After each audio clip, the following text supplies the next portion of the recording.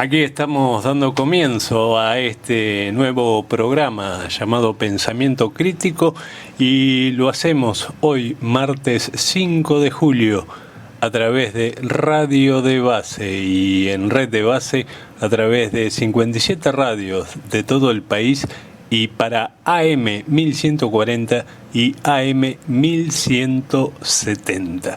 Recuerden, como les vengo diciendo, que radiodebase.com es un portal de noticias y a la vez es esta radio que ahora tenemos al aire. Hablábamos ayer de la vuelta de Cristina Fernández de Kirchner y de esa entrevista que dio el día domingo para la televisión, donde mencionó, entre algunas cosas interesantes, algo que tiene que ver con lo que vamos a hablar hoy. La expresidenta, pidió una auditoría sobre la obra pública. ¿Y por qué pidió la auditoría? Es la pregunta. ¿Qué cosas podemos ver si se hace una auditoría de toda la obra pública de los últimos 12 años en este país? Y en esto me voy a remitir a una nota que escribió Horacio Berbinsky para el diario Página 12, una nota de un día domingo, allá por el mes de mayo. Y él decía: la jauría mediática y judicial lanzada tras Lázaro Báez con la fantasía de llegar hasta Cristina Fernández de Kirchner y su hijo Máximo le saltó una liebre inesperada. El principal socio de Austral Construcciones no lleva el apellido del expresidente Néstor Kirchner, sino el del actual, Mauricio Macri. Se trata de su primo hermano, Ángelo Calcaterra, hijo de Pía, la única hermana de Franco, y Tonino Macri, los respectivos padres de Mauricio y Jorge Macri. En su declaración indagatoria, Báez mencionó su asociación con la empresa macrista para las represas de Santa Cruz, pero el vínculo no fue ocasional, sino permanente, e incluye numerosas obras en todo el país durante más de una década. Si durante la ejecución de esas obras hubiera habido sobreprecios, habrían beneficiado a la primera familia actual. Tampoco es fácil probar tal cosa. Entre 2003 y 2015, todas las obras públicas nacionales se adjudicaron por licitación con precio tope, que dificulta la cartelización que rigió durante el siglo pasado y en la que sobresalieron las sociedades Macri, SOCMA, cuyo vicepresidente ejecutivo fue el actual presidente de la República. La inversión en obras públicas nacionales en el ciclo kirchnerista ascendió a 596.000 millones en valores constantes al 31 de agosto de 2015.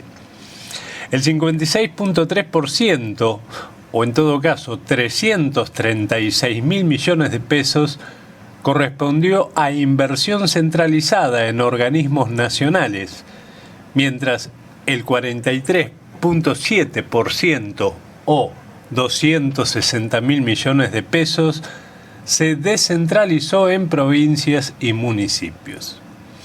Un tercio de la inversión centralizada, 112.000 millones de pesos, fue ejecutado por una docena de empresas, con obras por montos de 5.000 millones de pesos en adelante.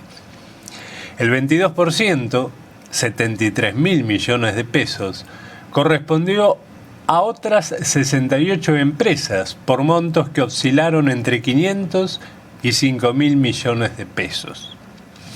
Los restantes 151.000 millones de pesos, o el 45% del total, se dispersaron entre 1,5 millones de empresas con montos inferiores a los 500 millones.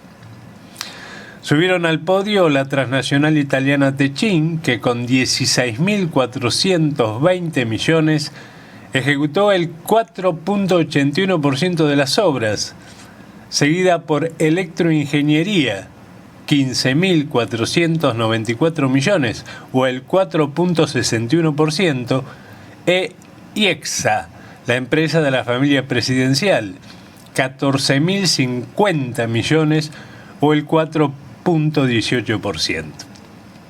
En ese ranking, elaborado por el ex ministro de Planificación Federal, Obras y Servicios Públicos, el Grupo Austral de Lázaro Báez recién asoma en el 40º puesto con 1.019 millones de pesos, o el 0.3%. Esta sola cifra ridiculiza la afirmación del extorsionado ex colaborador de Báez, Leonardo Fariña, quien pagó su libertad declarando contra su empleador y los Kirchner en la justicia y en los medios asociados. Hasta ahora ha tenido más suerte que la diputada provincial jujeña de la organización Tupac Amaru, Mabel Balconte, quien fue extorsionada por el gobierno del contador Gerardo Morales para acusar a Milagro Sala y Máximo Kirchner, porque en caso contrario no solo sería detenida ella, sino también sus hijos. Balconte cumplió con las condiciones de los delincuentes y repitió el mismo libreto de Fariña, un combo que incluye declaración judicial y recorrida televisiva con periodistas merecedores de la denominación que el ejército estadounidense da a aquellos que acompañan a sus unidades en operaciones y que en la nueva Argentina requerirá una traducción. Embedev. El mismo tratamiento intentaron aplicarle a Báez, señalándole a gritos por los medios que encarcelarían a uno de sus hijos si no se convertía en un imputado colaborador que señalara a Cristina y Máximo. El uso de los hijos para extorsionar a los padres es la operación más clásica de la mafia. En este caso fue tan soez que hasta el fiscal Guillermo Marijuán, que no es un tibio, entendió conveniente rechazar este grado de prostitución judicial y en una manifestación que lo honra, dijo que antes de privar de su libertad a una persona para forzar a otra, preferiría irse a su casa. Una vez que salvó a sus hijos cumpliendo con el libreto, Balconte no soportó más y el viernes fue internada en la clínica Santa María de San Pedro, de Jujuy, donde le realizaron un lavaje de estómago en cumplimiento del protocolo de intervención médica en caso de suicidio y dieron parte a la justicia penal. Los mismos medios que amplificaron su falsa denuncia ocultaron sus consecuencias personales y dieron por buena la versión del operador que supervisó el cumplimiento del trato, quien dijo que Balconte se descompensó cuando tomó por error un medicamento de su madre. En la clínica mencionaron hasta el número de pastillas que tomó: 27. El grupo Clarín, Fariña le dijo que Báez era testaferro de Néstor Kirchner y que juntos se robaron el Producto Bruto de un año, 100.000 millones de dólares. Así no se hubiera realizado ninguna obra y los 1.019 millones de pesos íntegros hubieran pasado al patrimonio de Báez y o Kirchner. La conversión de esa cifra en 100.000 millones de dólares es imposible. Ni a Domingo Cavallo podría ocurrírsele ese tipo de cambio, un peso igual a 100 dólares. Lo más notable es que ninguno de los grandes periodistas que entrevistaron a este patético desesperado, ni los columnistas que opinaron sobre sus palabras, o los encumbrados políticos que sacaron de ellas conclusiones lapidarias sobre la política y la moral, hizo el menor esfuerzo para inteligir la verosimilitud de estos dichos. Los datos de planificación se ciñen a las obras con inversión centralizada en organismos nacionales. Reconstruir las descentralizadas en provincias y municipios requeriría una investigación exhaustiva en cada una de ellas. pero como mera aproximación. Si el porcentaje de Austral fuera el mismo en esa nómina, las obras que le fueron adjudicadas importarían otros 780 millones de pesos, lo cual no modificaría la desproporción entre las acusaciones no probadas y los hechos posibles. Esto de ninguna manera equivale a minimizar la gravedad de ningún hecho en función de su magnitud, ni postular la indiferencia social ni la negligencia institucional. Sea mucho o poco, se haya cometido algún delito o no, Lázaro Báez camina sobre la misma falla sísmica que el primo Ángelo Calcaterra, cuyo anuncio de puesta en venta de IEXA, justo ahora, sugiere que desearía estar lejos cuando se abriera la caja de Pandora que los rastreadores husmean, batiendo la cola con simpática inconsciencia canina. IEXA y Austral se presentaron juntas en diversas licitaciones por casi 10.000 millones de dólares, lo cual muestra un affectio societae estable, pero solo ganaron algunas, lo cual tampoco confirma el favoritismo que se le atribuye a Báez. IEXA obtuvo la pavimentación de uno de los 5 tramos de la extensa Ruta 9 y luego su explotación. En ambos casos, Báez lo acompañó como subcontratista. Lo mismo ocurrió en la denominada Línea Fría en Santa Cruz, destinada a interconectar la Patagonia con la red eléctrica nacional. En la Ruta Nacional 18 de Entre Ríos se asociaron en una UTE. Báez ganó el contrato por la Ruta Provincial 20, también de Entre Ríos, pero lo cedió a Calcaterra. También fueron asociados en el complejo terminal de cargas de Frontera en Paso de los Libres. Otras obras para las cuales Báez y el primo Ángelo se asociaron fueron la interconexión Pico Truncado Río Gallegos por 118 millones de dólares, la planta terminal de Petrobras en Caleta Paula por 15 millones de dólares, infraestructura vial en Yacyretá por 68.5 millones de dólares y obras en la central nuclear Atucha por 40 millones de dólares. En cambio, sus apuestas más grandes no fueron exitosas. Las licitaciones para las represas hidroeléctricas de Santa Cruz por 5.000 millones de dólares y por el gasoducto del NEA por 4.000 millones de dólares no le fueron adjudicadas. Tampoco es fácil mostrar que haya sobreprecios en el costo proyectado de las represas Néstor Kirchner y Jorge Zepernik, de 2.24 millones de dólares por cada megawatt instalado, si se lo compara con el de las represas ya existentes de Changlia en Perú, 2.7 millones de megawatts, Santo Antonio en Brasil, 3.10 millones de megawatts, Tocoma en Venezuela, 3.11 millones por megawatt, Sogamoso en Colombia, 3.13 millones, Simplicio también en Brasil, 3.26 millones, Odiamer Baya en Pakistán, 2.53 millones. Por supuesto, no puede subestimarse el virtuosismo de la patria contratista argentina para renegociar contratos con aumentos de costos que siempre recaen sobre el comitente, pero aún así la diferencia sigue siendo grande, entre 13 y 45% a favor de la obra patagónica. Esta causa que llevan el fiscal Marijuán y el juez Sebastián Casanelo es solo una de las desplegadas a partir del 10 de diciembre con el propósito transparente de acorralar a la expresidente y a otros miembros de su gobierno.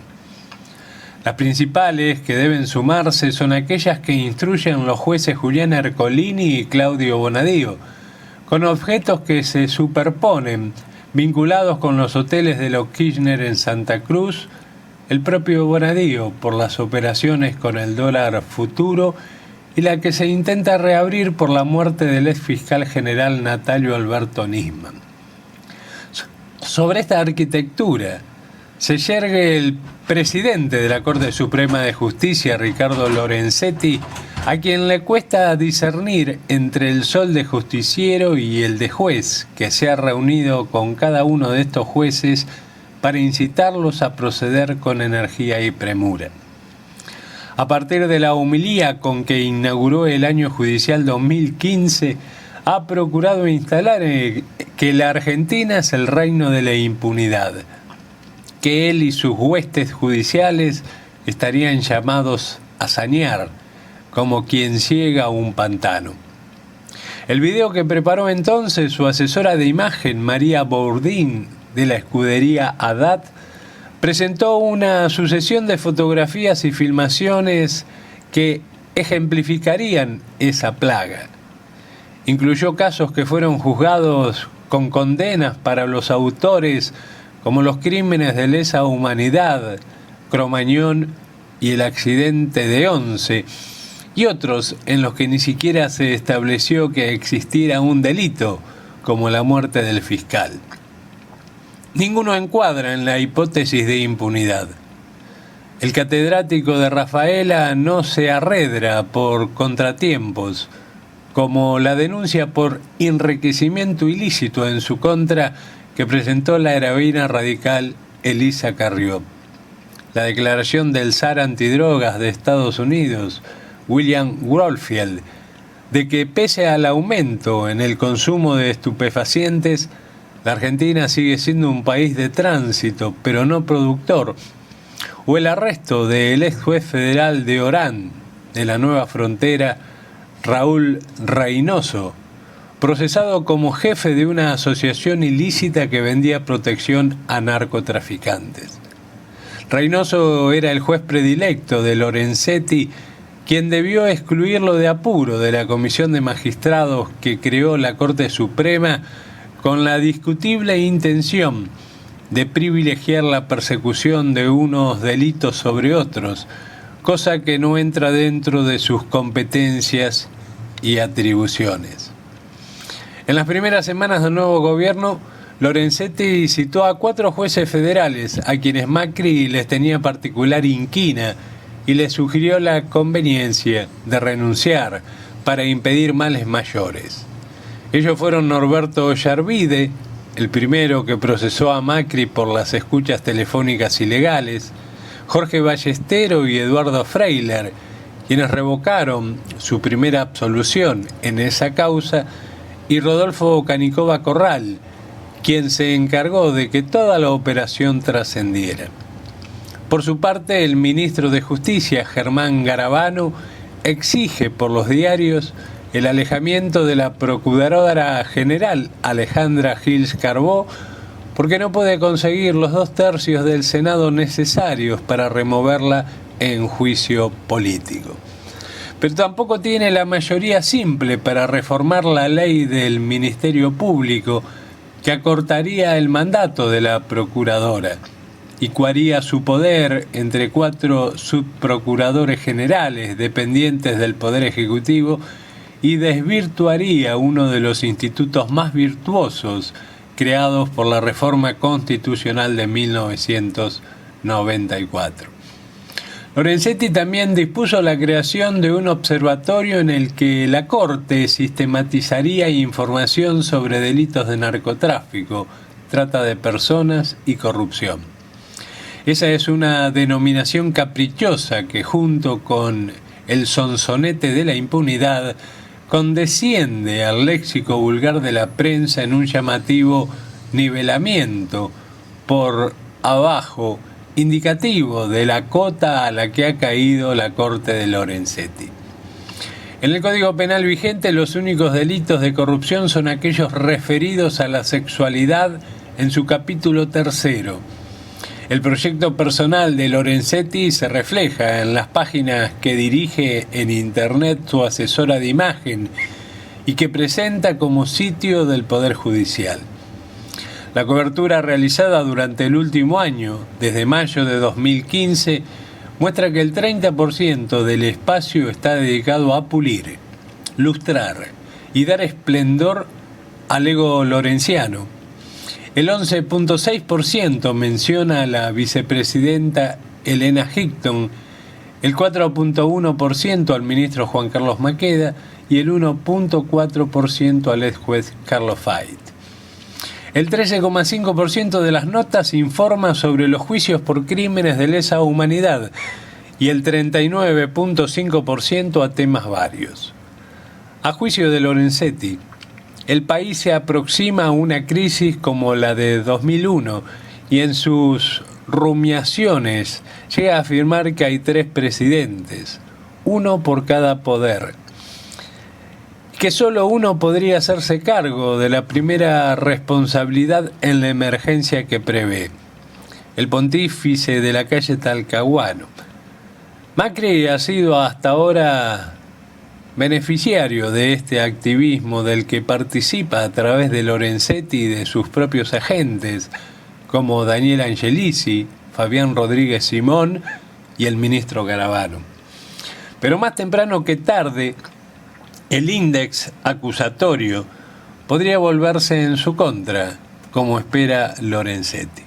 La última semana no solo el primo Angelo entró en foco, también fueron imputados por la operatoria con el dólar futuro el segundo, Marcos Peña Brown, en la jefatura de gabinete, Mario Quintana, el director del Banco Central Pablo Curat, el asesor y amigo presidencial José Torello, partícipes en la decisión de devaluar, que les reportó ganancias instantáneas. La investigación se extiende a otros beneficiarios como el amigo socio Nicolás Caputo y el padre, Franco Macri. Con apenas unos meses en el gobierno, aún es posible disimular las operaciones en tribunales protestando que el gobierno no actúa sobre la justicia y confiando en los corresponsales de guerra engarzados en su dispositivo que lo repiten con la misma convicción con que The New York Times difundía en la década pasada las informaciones falsas del gobierno de su país sobre las armas de destrucción masiva que nunca existieron en Irak. Se llegarán a leer en la Argentina autocríticas y pedidos de disculpas a los lectores como la que aquel diario publicó años después. La extorsión oficial no solo indujo al suicidio a Mabel Balconte, también dio lugar a una causa presentada por el presidente del bloque de diputados del Frente para la Victoria, Héctor Recalde, por las amenazas contra Máximo Kirchner del contador Gerardo Morales y del fiscal de Estado y apoderado del projujeño Mariano Miranda. El propio Máximo, junto con Andrés Larroque, pidieron ser tenidos por querellantes a la jueza María Servini y narraron lo sucedido en la reunión del 21 de abril de Cristina Fernández de Kirchner con más de la mitad del bloque del Frente para la Victoria en el Senado. Allí la senadora jujeña Liliana Fellner habría manifestado que ya no existen garantías constitucionales y que eran práctica habitual las promesas de alivianar supuestas cargas judiciales, incluso por hechos inexistentes, a cambio de involucrar a Milagro Sala y a otros dirigentes políticos en la supuesta comisión de delitos. A esa extorsión habría atribuido el cambio de su voto, que se convirtió en apoyo al acuerdo con los fondos buitre, modificado a cambio de la libertad de sus compañeros intendentes, ya que les habían prometido alivianarles las cargas judiciales en las investigaciones que irregularmente se llevan adelante sobre Milagro Sala y su organización. Además, Morales hizo circular entre los intendentes un escrito que debían presentar a la justicia descargando cualquier desvío de fondos en la organización Tupac Amaru, pese a que quienes certificaban el avance de las obras y libraban los pagos eran los intendentes. Máximo Kirchner y el Corvo Larroque pidieron que se citara como testigos a los 22 senadores que asistieron a la reunión y que se pidiera al Instituto Patria cualquier grabación de audio o video sobre la reunión. Esto repercutió en la intimidad del bloque, ya que quienes asistieron hablaron con libertad, confiados en que las cámaras presentes solo tomarían imágenes para ilustrar el encuentro. Servini de Cubría consideró que esta denuncia era un hecho independiente y lo remitió a sorteo, que recayó en el juzgado de Sergio Torres, quien debe decidir si la acepta.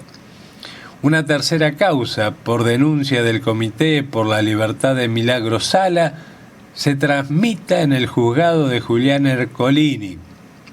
Los kirchneristas solicitan la unificación de las tres y, sobre todo, que no terminen en la justicia de Jujuy, donde el Estado de Derecho pasó a mejor vida.